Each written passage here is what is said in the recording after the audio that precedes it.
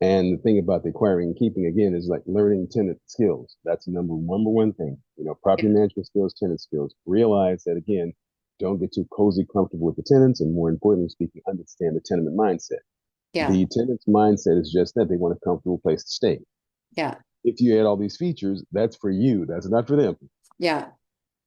So, can you talk a little bit more about that from the tenant mindset? Because I think that's one of the biggest challenges that any real estate investor will encounter, especially when they are managing the properties themselves. Like, what do you think are some of the right ways to go about it and the wrong ways?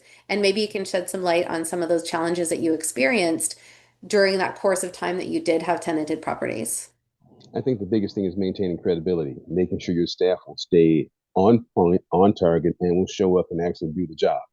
So you need to make sure that you have the Home Depot method, whereas you know that they're going to be there, your workmen are going to show up on time, everything's going to be point blank until the tenant's going Yeah. to pay. That's the number one thing.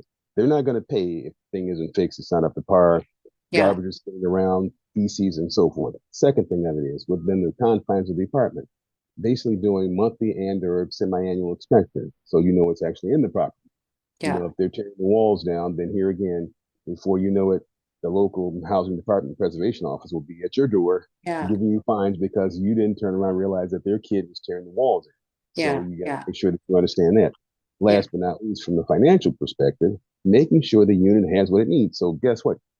Make sure that you actually stock up on the potential things that you need as far as parts, basic parts, the sink, the stoves, on and on.